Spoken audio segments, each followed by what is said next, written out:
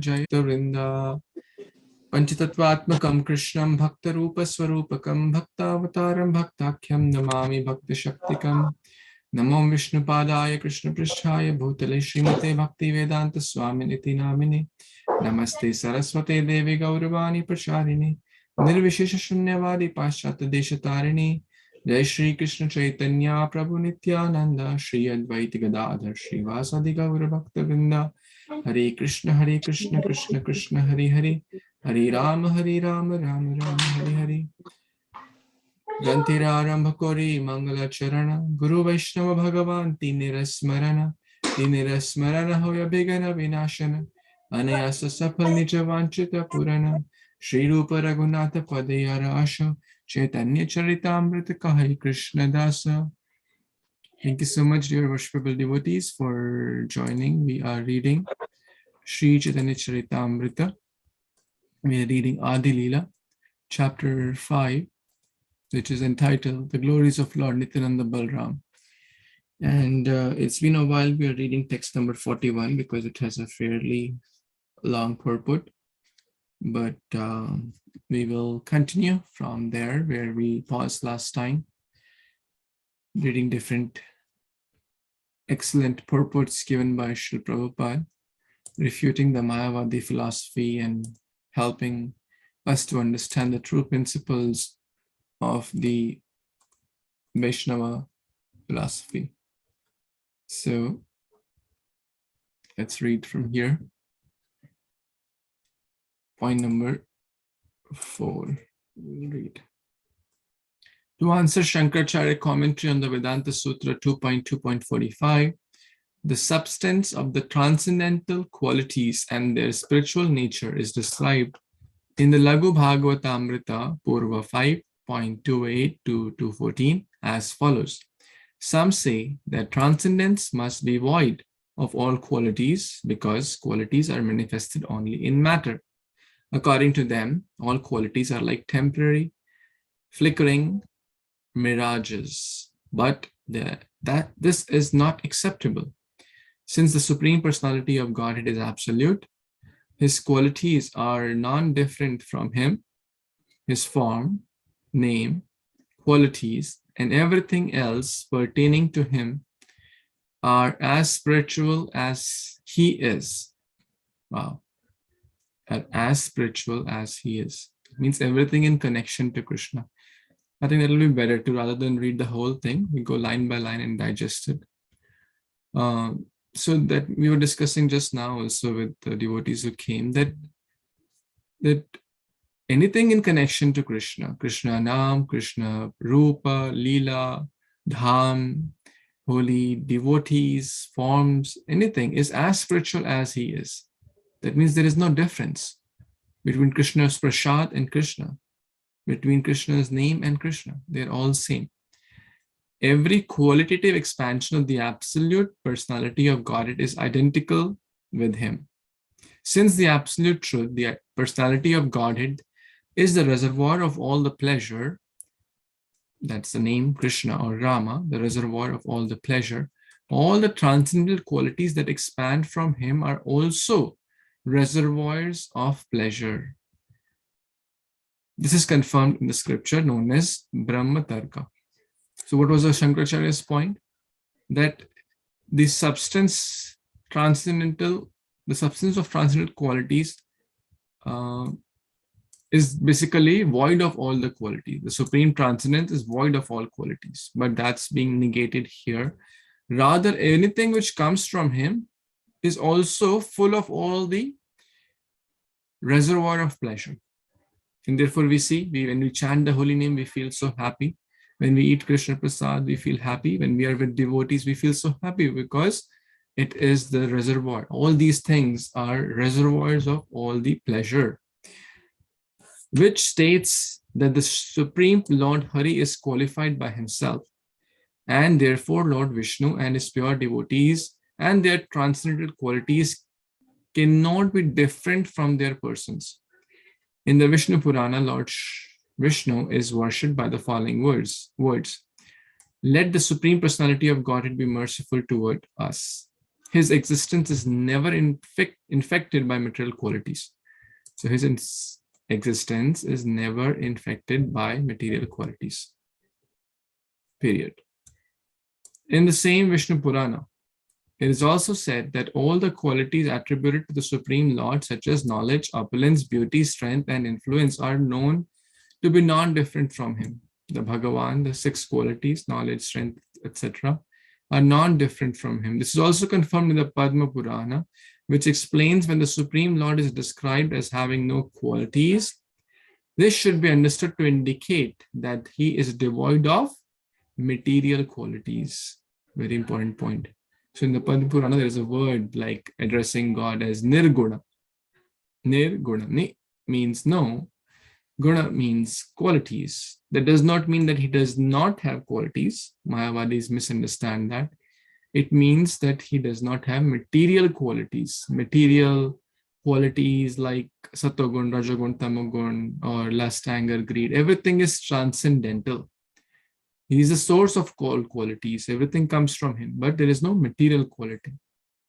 In the first canto of the Śrīmad-Bhāgavatam, 1:6-29, it is said, O Dharma, protector of religious principles, all noble and sublime qualities are eternally manifested in the person of Krishna. All devotees and transcendentalists who aspire to become faithful also desire to possess such transcendental qualities. So we should also aspire to become faithful and possess these transcendental qualities. We were talking about the 26 qualities today. I was reading through them. So we should all aspire to get those and render sincere bhakti so we can develop those. It is therefore to be understood that Lord Shri Krishna, the transcendental form of the absolute truth, is the fountainhead of all the pleasurable transcendental qualities. Such beautiful words. Fountainhead of all the transcendental qualities. Just imagine, like the fountain, all of these divine qualities are coming, and he's like the source, the head of those. And inconceivable potencies also coming from him. In this connection, we may recommend references to Śrīmad-Bhāgavatam, 3rd canto, chapter 26, verse 21, 25, 27, 28. Prabhupada is just writing those because the Prabhupada is already so big. Prabhupada is not writing the verses like or what part of those verses, but just quoting for further understanding and reference. Read through these verses. So in nutshell, this point number 4 is about that Krishna is not Nirguna. He is the source, the fountainhead of all the transcendental qualities. And anything in connection to Krishna is also fully transcendental. And we feel it. Prasadam is transcendental. Krishna's devotees are transcendental. Holy Dham is transcendental. Holy sound is transcendental. The Archa Vigraha is transcendental. The Śrīmad-Bhāgavatam is transcendental. And anyone who comes in the contact with these transcendental expansions of Krishna, which are non-different from Krishna, also becomes transcendentalized. Right? That's why we are all here, to transcend this material world.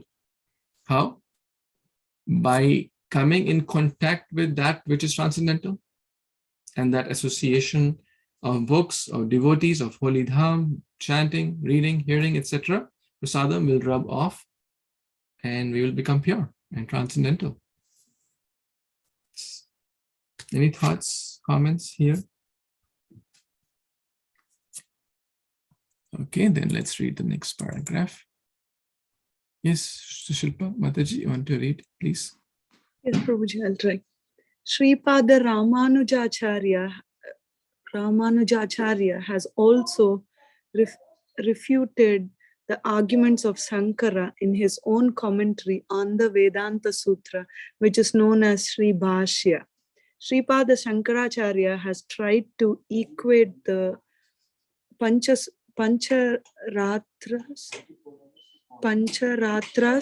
with the philosophy of the atheist Kapila, and thus he has tried to prove the Pancharatras contradict the Vedic injunctions. The Pancharatras state that the personality of Jiva called Sankarshana has emerged from Vasudeva, the supreme cause of all causes, that Pradyumna, the mind, has come from Sankarshana, and that Aniruddha, the ego, has come from Pradyumna. But one cannot say that the living entity Jiva takes birth or is created, for such a statement is against the injunction of the Vedas. As stated in the Kathopanishad 2.18, living entities as individual spirit souls can have neither birth nor death. All Vedic literature declares that the living entities are eternal. Therefore, when it is said that Sankarshana is Jiva, this indicates that he is the predominating deity of the living entity. Similarly, Pradyumna is the predominating deity of the mind, and Aniruddha is the predominating deity of the ego. Hare Kṛṣṇa, Prabhuji. I read, I understood what I'm reading, but I didn't completely follow.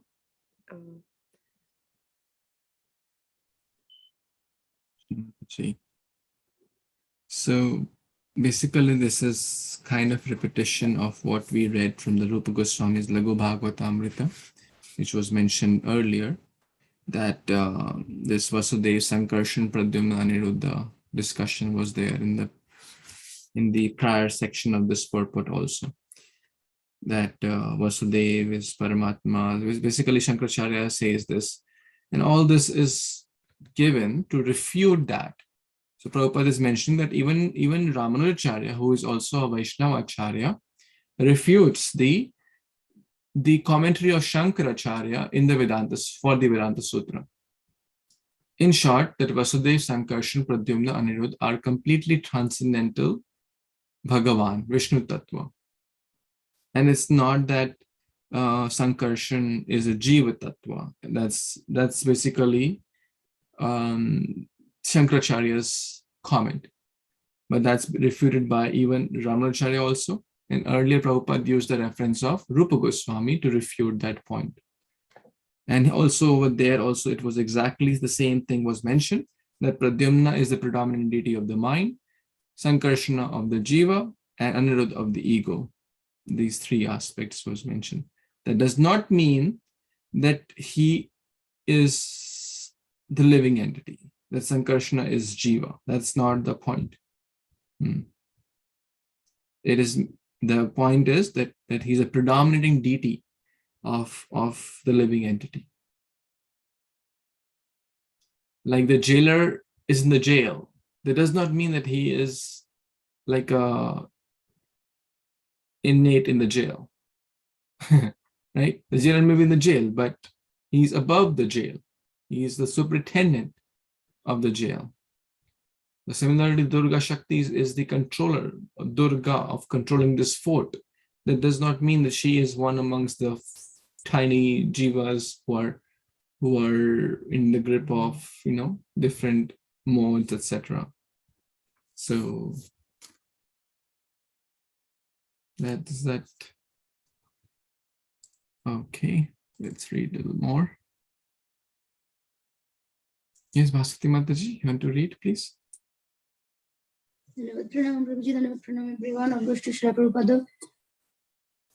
It has been said that Pradyumna, the mind, was produced from Sankarshana. But if Sankarshana were a living entity, this could not be accepted, because a living entity cannot be the cause of the mind. The Vedic injunctions state that everything, including life, mind, and the senses, comes from the Supreme Personality of Godhead. It is impossible for the mind to be produced by a living entity. For the Vedas state that everything comes from the Absolute Truth, the Supreme Lord. Prabhuji, I'll just first make a little summary of this one, then I'm coming to the next paragraph because it's so complicated. Sorry, Prabhuji, I don't know. Please, no. Actually, I also felt that rather than reading like 20 lines, let's read 2-3 lines and then keep summing them. Please go ahead. it says that Prabhupada is explaining in his purport that it is not correct that Pradyumna is the mind. Sankarsana is a living entity, because if the Sankarsana is a living entity, then the Pradyumna cannot be the cause of, like, the living entity cannot be the cause of the mind. So everything is where it's written here that everything is coming from the Supreme Personality of Godhead. And here the Vedic injunction state that including life, mind, and the senses comes from the Supreme Lord. So means, Prabhuji, here life, mind, and senses are meaning the subtle body and the gross body also included in this one, like both subtle and gross, or this is different from life? Life means like the gross body, and then, or mean it may be this different. So it's saying that everything is coming from the Supreme Lord, the absolute truth. And now I'm going to this next one. Or you want to explain, Prabhuji, this paragraph? Then we can go. I can again. Go ahead, please. Go ahead. No, this is, you really did very nice. Please read more. Sankarshana, Pradyumna, and Aniruddha have all the potent features of the absolute personality of Godhead, according to the revealed scriptures, which contain undeniable facts that no one can refute. Therefore, these members of the quadruple manifestation are never to be considered ordinary living beings. Each of them is a plenary expansion of the absolute Godhead, and thus each is identical with the Supreme Lord in knowledge, opulence, energy, influence, prowess, and potencies. The evidence of the Pancharatras cannot be neglected.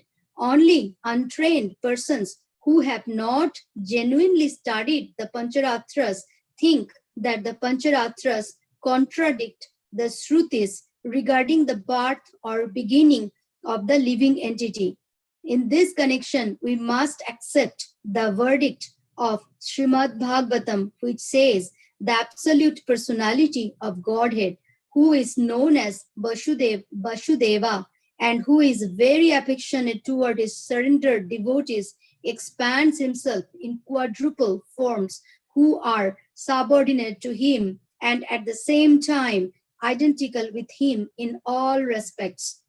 The Pokshara Samhita states the scriptures that recommend that Brahmanas worship the quadruple forms of the Supreme Personality of Godhead are called agamas, authorized Vedic literatures.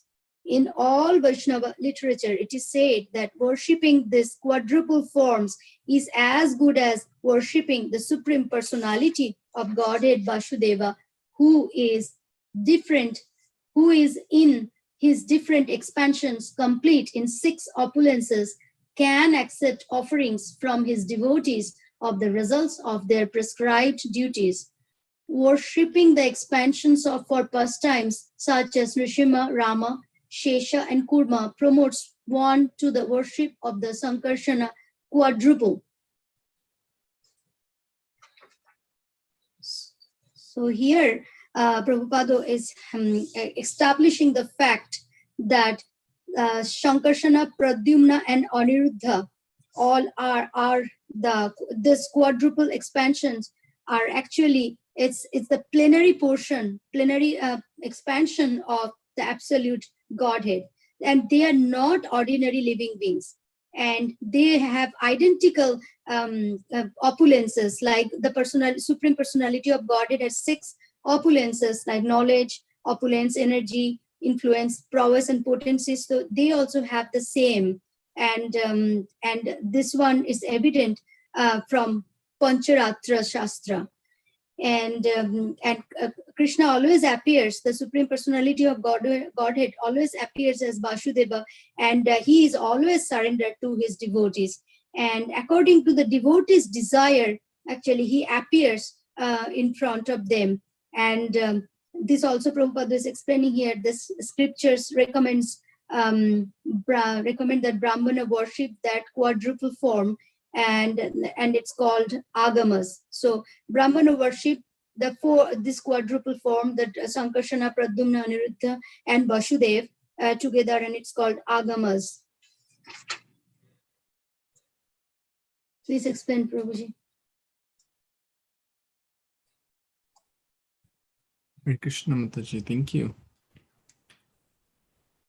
Not much to, to add, or because everything is there. And I know it's a little complex, but the simple point is that Vasudev, Sankarshan, Aniruddha, Pradyumna, VSPA, the first quadruple, second quadruple, all the expansions of the Supreme Lord, Rama, Dimurti, Shukalani, Amena Tishtan, Nana Avataram Akarod Bhuvaneshu Kintu, Krishna Swam Sambhavat Paramah Pumanyo, Govindamadi Purusham Tamaham Bhajam. There are unlimited incarnations of the Supreme Lord, unlimited avatars, and they're all transcendental. Very simple, right? If you just understand that, that's sufficient. Yet, now then one may say that, then why do we worship Radha Krishna, Gauranga, Nityaānanda? Well, no one is stopping us from worshipping Nrsimha or Lord Rama or other forms like Kurma. But Radha Krishna Pranamore Yugala Kishore, we are Gaudiya Vaishnavas. We are following in the Brahma Madhava Gaudiya Sampradaya, where the prime deity is the topmost philosophy given by Lord Śrī Caitanya Mahāprabhu. Śrī Radha Bhav is giving. The topmost prem which Śrī Radhika has towards Krishna, he is giving that. Therefore, we primarily worship Śrī Śrī Gaur Nitāy, and Prabhupada recommended that, encouraged that, even to the new people, because they're very merciful. They don't consider offenses. They don't consider who is qualified, who is not qualified. With Radha Krishna worship, there are a lot of rules, regulations, etc. But Gaur Nitāy, they just take the good. They just take the good. Even one has like 1% good, 99 bad, they'll take the good. Okay, he's offering a little flower. Oh, he's doing this. Okay, no problem. He offered a flower. They consider only good. Ishvara Sabhava Bhaktir Nalay Aparadha Alpaseva Bahumani Atma Prayanta Prasada. Therefore, we worship Gaur Nitāy, Śrī Dayal Nitāy Chaitanya. They are our Pranath. And all the other forms, Vasudev, Sankarshan, Pradyumna, are included. We're not saying we disrespect them or deny them or say they're not important, nothing like that. They're all included in there. Like Krishna showed the Virat Rupa. They're all included in there. So let's read a little more. Can I? Yeah, please. From that position. Okay. Worshipping the expansion for pastimes such as Nrsimha, Rama, Sesha, and Kurma promotes one to the worship of Sankarshana Quadruple. From that position, one is raised to the platform of worshipping Vasudeva, the Supreme Brahman. In the Pushkara Samhita, it is said, if one fully worships according to the regulative principles, one can attain the Supreme Personality of Godhead, Vasudeva. It is to be accepted that Sankarshana, Pradyumna, and Aniruddha are as good as Lord Vasudeva, for they all have inconceivable power and can accept transcendental forms like Vasudeva. Sankarshana, Pradyumna, and Aniruddha are never born, but they can manifest themselves in various incarnations before the eyes of pure devotees. This is the conclusion of all Vedic literature, that the Lord can manifest himself before his devotees by his inconceivable power is not against the teaching of the Pancharatras. since Sankarshana, Pradyumna, and Aniruddha are respectively the predominating deities of all living entities, the total mind and the total ego, the designation of Sankarshana, Pradyumna, and Aniruddha as Jiva, mind, and ego is never contradictory to the statements of the scriptures. These terms identify these deities just as the terms sky and light sometimes identify the absolute Brahman. Now I'm confused, Prabhuji. Sorry. Hare Krishna. Again, not to getting too much in word jugglery or confusing. The point is, Vasudeva, Sankarshan, Pradyumna are all pure, transcendental, absolute truth. Very simple. That's one key point. The other point, the Vedantas, other Vedic scriptures may say, oh, they are Sankarshana, Pradyumna, Aniruddha as Jiva, mind, and ego. So what does that mean? They are the predominating deity of Jiva, living entity, Pradyumna for the mind, and Aniruddha for the ego. Like, for example, Prabhupada is giving this analogy. We say Brahman as light or sky, but we are referring to the same thing. We may say sky. Why is sky blue? Because Krishna is blue. And what is Brahman? The energy, the effulgence of the Lord. And that's basically the blue light coming from the source of all sources of blue light. That is our blue boy Krishna. So that's, and in short, we should worship the deities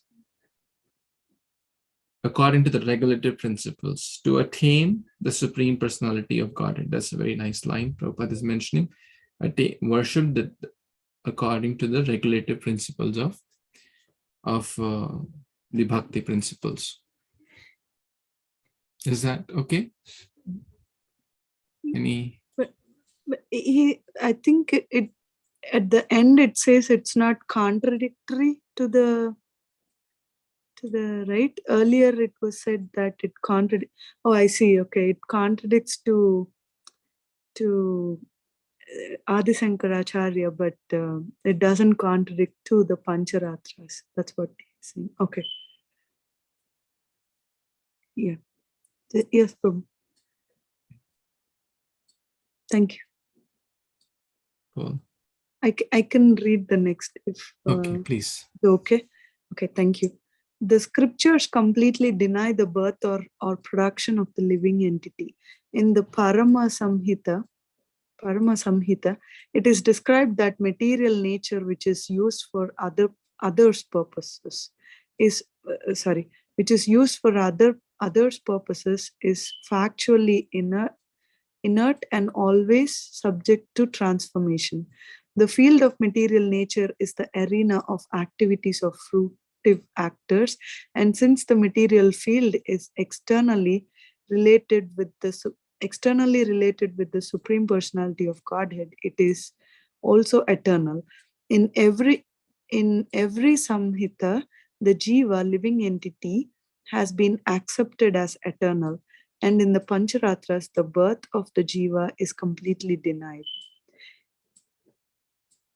Anything that is produced must also be annihilated.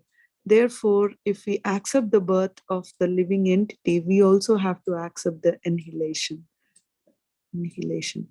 But since the Vedic literatures say that the living entity is eternal, one should not think the living being to be produced at a certain time.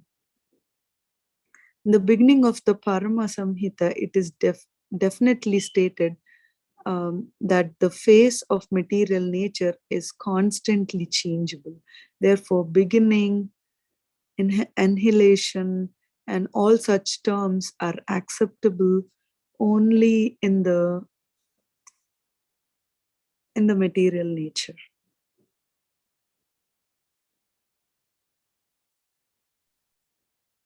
Confusing? Yeah, I think the way I read maybe is causing confusing myself to me. Maybe you would give better short lines, Prabhu. The essence here is that the living entity is eternal and is never born or is beyond time. One should not think that living entity to be produced at a certain time. And actually, just last Sunday only, I asked this question to one of my teachers, His Grace Gauranga Darshan Prabhu, that, how do we understand this? That living entity is the amsha of the absolute truth, right? We are part and parcel of the God. But, and we come from Him, correct? That's also truth, that we are His part and we come from Him. And right now also we are His part, but we are His separated part, correct? We are His separated part. That means we have forgotten Him. Therefore, we are suffering in this material world. That means the time context comes in the mind of a less intelligent, conditioned soul like mine. That means there must be a time that we were created from Him. That's being refuted here. That there was not a time that we were created. That means we are, like the example given is like the finger. Is finger part and parcel of the body? Right? Yes. Yes. So there's not a time where the finger, came into, maybe not a very great example, like the screw in a machine. The screw in a machine is an important function, but it comes, it's like together. They're together, but the screw has tendency to be separate also. So amsha does not mean creation. That we are Krishna's amsha does not mean that there implies a creation. This is like we're always in that kind of the whole Mahatattva, right? So eternally existing. Nityo Nityanam Chitnas Chitnanam. Birth implies death. Jatasya hi dhruva mrityu, dhruva janma mritasya cha. Jiska janma hua uski mrityu. This pencil. This pencil has a creation, a creator. It was created at a certain point and it will be lost, or it will, go to the 5 elements at a certain point. Same applies for this body also. But that does not apply to the jiva, that is the spirit soul. It is never born. Jatasya. Na jata mritasya. For the soul, there is neither beginning nor end in the Bhagavad Gita. Also, it's mentioned chapter 2, mentioned a lot of verses about the eternal nature of the soul or the jiva.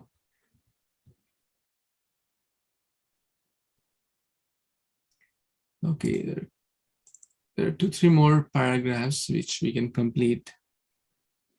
Considering all these, one should understand the Shankaracharya's statements and understand the Shankaracharya's statement that Shankarshana is born as a jiva is completely against the Vedic statements.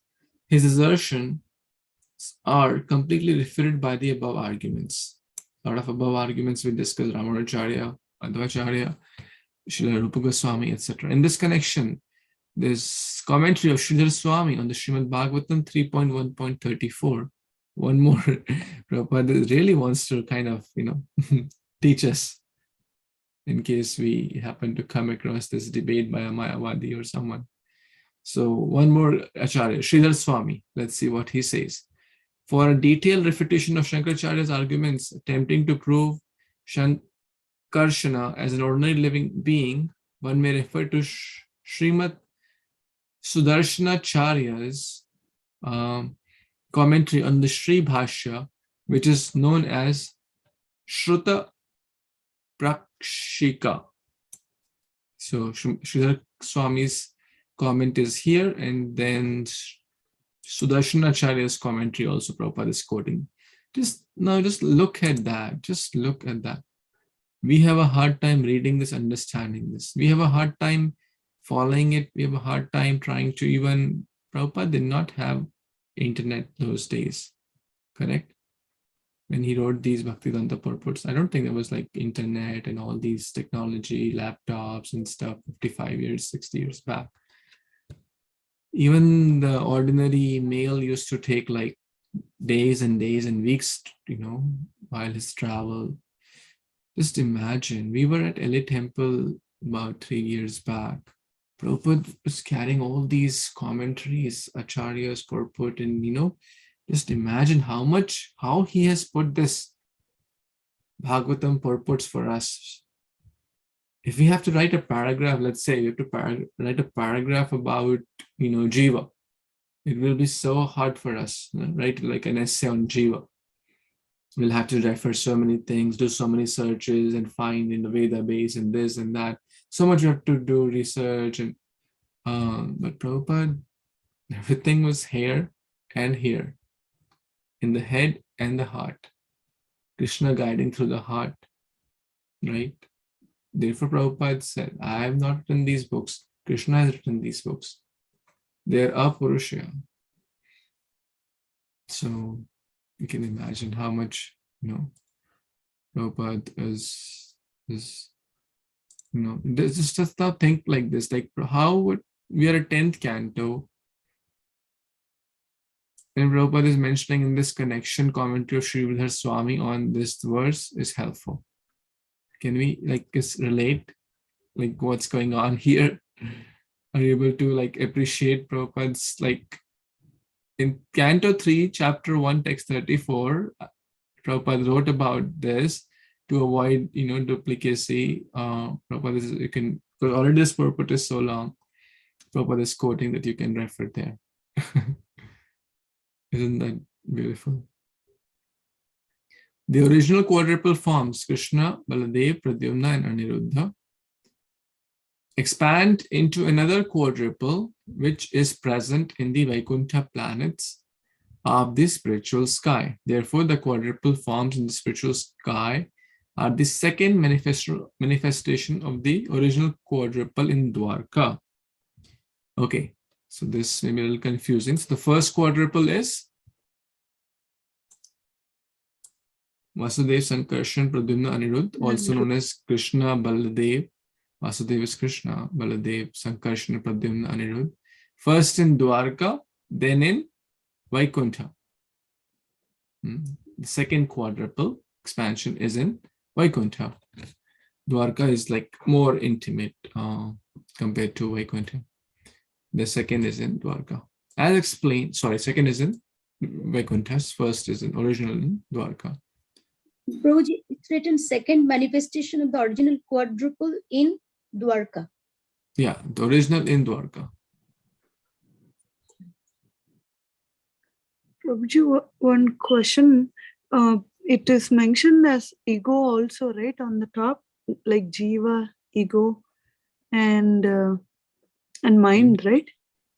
Right? Mhm. Why ego? Ego means positive ego, or usually ego? Everything is coming from the Supreme Lord.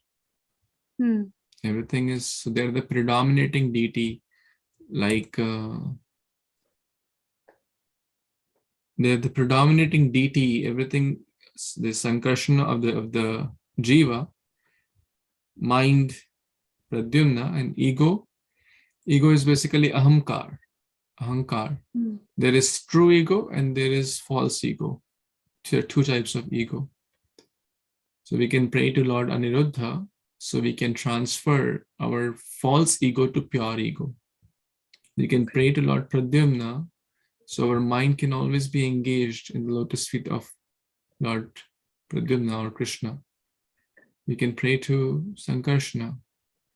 So all these are basically different forms of the Supreme Lord. So it's like good deed. Go ahead, sorry. Yes. Yes, yes. I mean, good, bad, like mind is good or bad. Both. Yes, the same with ego also. Right? Same with ego. In the pure state, they're all good. But when they come to the conditioned material world, they're covered with the coverings of the material energy. Remember, His Holiness Srishananda Maharaj gave this example of priming the hand pump. I'm not sure if you attended that class. Have you experienced hand pump? Hand pump? Have you used hand pump in India? Yeah, for water, Have you right? primed it? Yeah. Priming. So, you pump the hand pump and nothing comes sometimes, especially if it's a dry from long time, no one has used this. You keep pumping, moving that handle of the pump, nothing is coming. So he gave a very beautiful example. You take the water from outside, put like a liter of water in that space. There is a vacuum created, right? You open that screw or that whatever the device, put that 1 liter of water, that vacuum is removed, and kind of a pull is created, and then next you push the handle, then the water will come. So devotees gave us this example. Our heart is like that hand pump, where there is water of pure bhakti. Jiva has pure bhakti inside. But due to the influence of time immemorial desires and all the bad conditioning, it's very dry, it's very dormant, it's very covered.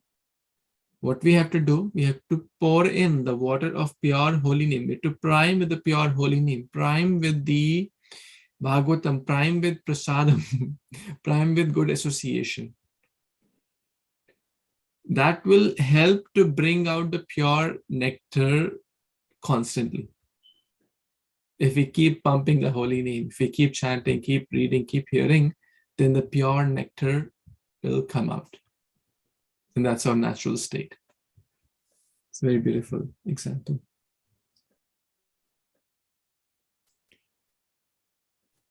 Is it okay? Yes.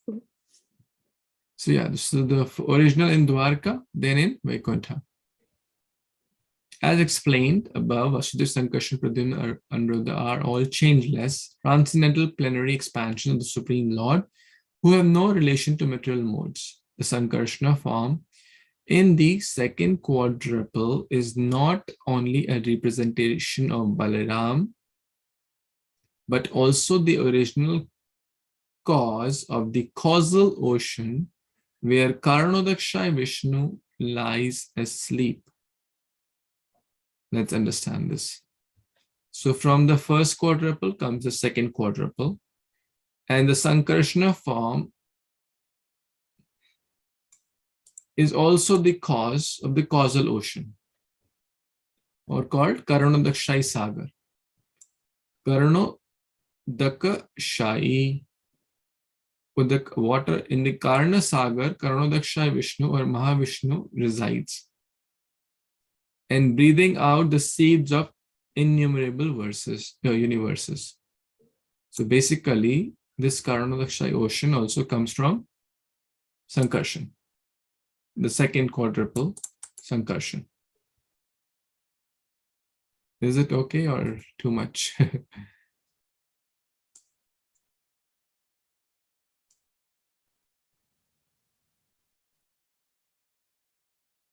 See if this picture makes it clear.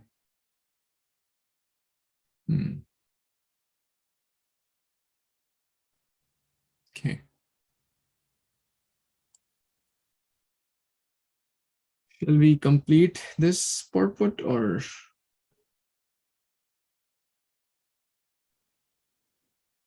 We can, Prabhu.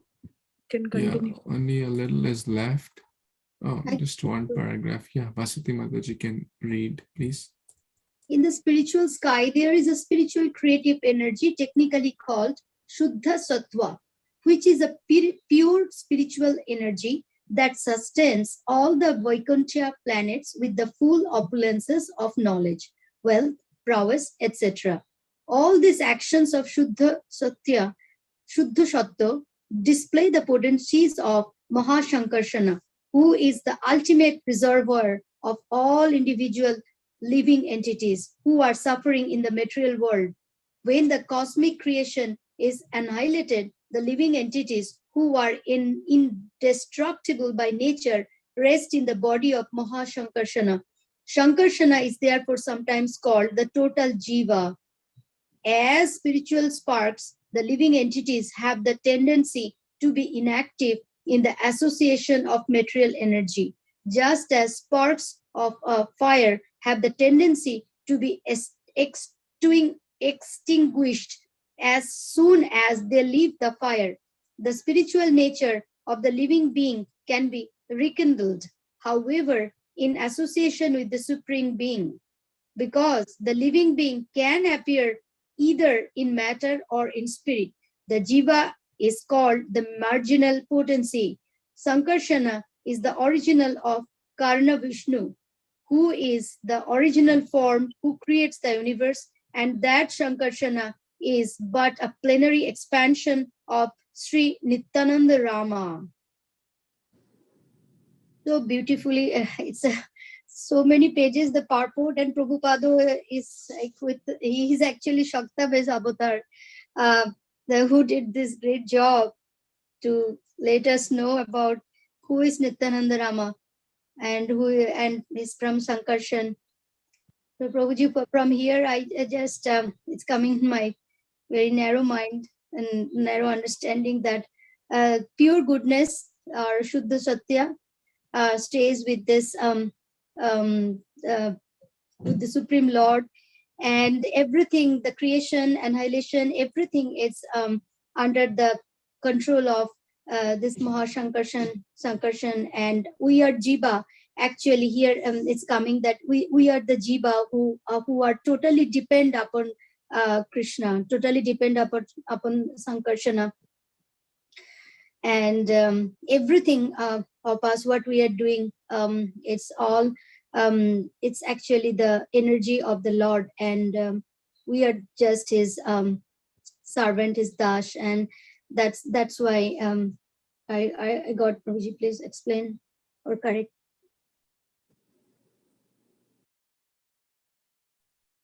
Thank you so much, Mataji. We are like particles, right? Spiritual sparks coming from the spiritual fire. The sparks, when they come in touch with the material energy, they have tendency, to be covered. But the spiritual nature of the living entity can be rekindled, as we just discussed by the example of priming. That's basically rekindling that fire, fan the spark. The eternal spiritual nature is there, love of God is there, but it has to be rekindled. How? By being in association with Supreme Being or any of his pastimes or forms, prasadam, books, bhakti, temple, deities, Vrindavan, Dham, Harinam, etc. And the last line is so potent. Sankarshana is the origin of Karna Vishnu, right? Who are we referring to here? The Karunadakshay Vishnu. And that Sankarshana comes from Baladev, correct?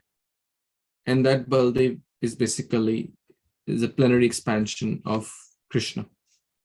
So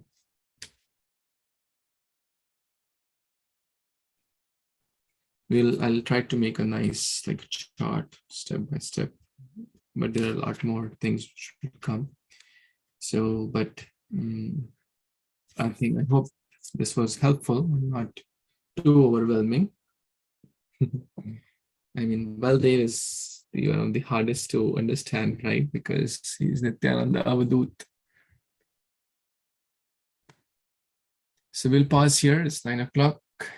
Śrī Caitanya-caritāmṛta ki jai, Shri Krishnadas Kaviraj Goswami Mahāshay ki jai, Shri Prabhupada ki jai, Samaveti Gaur Bhaktivinoda ki jai, Panchakalpabhyo eva cha patitanam pavanebhyo Vishnavebhyo namo namaha. Thank you. Hare Krishna. Hare Krishna. Thank you.